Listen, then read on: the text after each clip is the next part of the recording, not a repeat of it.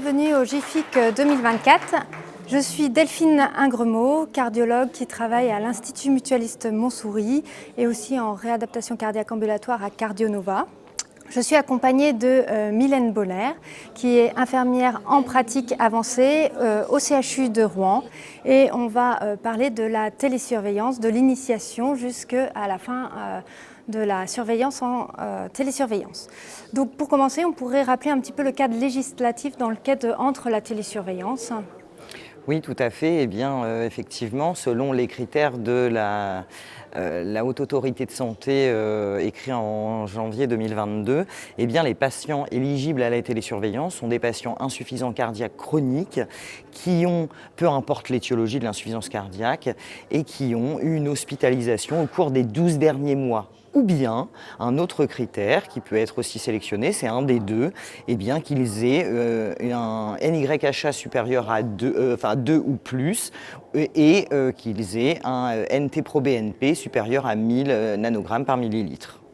Alors ça, c'est très bien, c'est la théorie. Moi, finalement, concrètement, là où je travaille à l'Institut Mutualiste Montsouris, dès qu'un patient est hospitalisé pour une poussée d'insuffisance cardiaque, on a une infirmière spécialisée en pratique avancée insuffisance cardiaque qui va au chevet du patient et qui propose tout un programme éducatif et qui lui propose la télésurveillance. Vous, ça se passe comment ?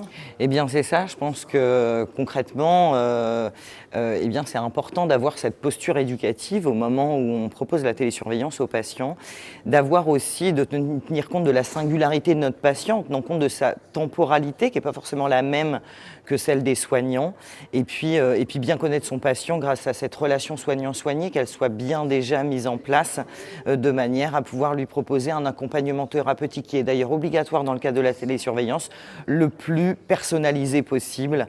Alors par rapport à la temporalité, finalement, si je vais plutôt essayer d'inclure, parce qu'on peut tout à fait inclure dans le cadre d'une consultation un patient, finalement ça veut dire que peut-être quand on lui propose à la première consultation ça ne va pas marcher, il faut peut-être reproposer, pas hésiter à... C'est ça, et en fait c'est peut-être pas en fait de se décourager si le patient refuse lors de la première rencontre avec lui, mais peut-être qu'on peut lui proposer une autre fois s'il répond toujours aux critères de télésurveillance et ne pas hésiter à en rediscuter avec lui et en bien lui expliquant effectivement l'intérêt de la télésurveillance dans le cadre de sa pathologie chronique. Alors, il existe plusieurs types de surveillance, de télésurveillance. Finalement, est-ce que vous allez adapter en fonction du profil du patient un petit peu je sais que nous, les infirmières, vont, suivant le patient, se dire « Ah, ben, je vais peut-être plutôt proposer une balance connectée ou peut-être plutôt pas de balance connectée, une application ». On adapte la solution, le dispositif numérique de télésurveillance parce que ça ne va pas être la même chose pour tous les patients. C'est-à-dire qu'il y a des patients qui vont réussir à se peser seuls sur leur balance et qui vont bien rapporter le poids effectivement constaté. Et puis d'autres qui vont avoir besoin d'une balance connectée.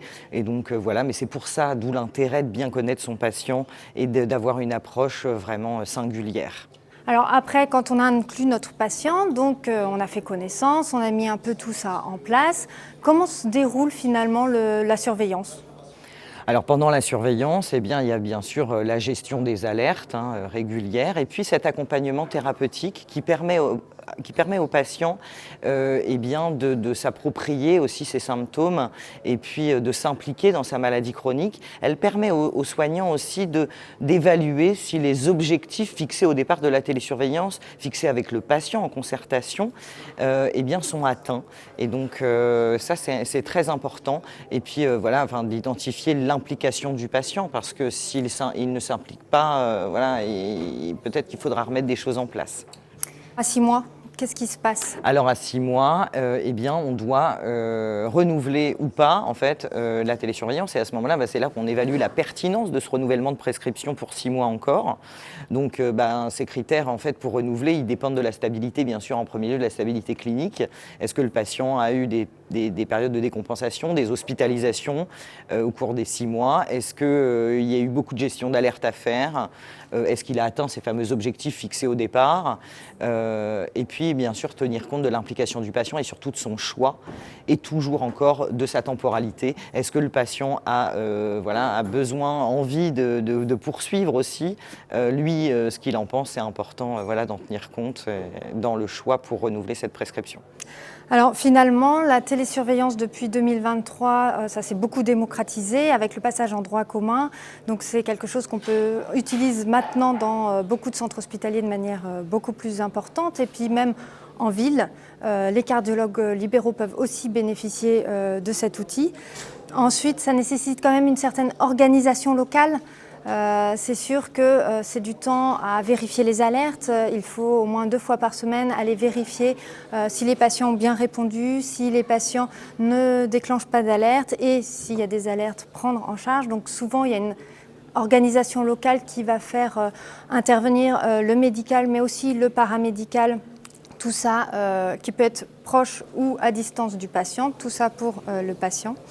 Et ensuite, un peu l'objectif de cette télésurveillance, c'est finalement de l'éduquer et de l'accompagner dans la prise en charge de sa maladie pour s'auto-surveiller et puis laisser un petit peu passer le relais au patient qui puisse lui-même s'auto-surveiller, lui-même surveiller son poids, tout ce qu'on lui demande au quotidien, que ça devienne une routine pour que lui, finalement, après, il puisse le faire sans outils connectés et savoir quand alerter ou quand consulter quand besoin. Tout à fait. Voilà, merci beaucoup à tous de nous avoir écoutés.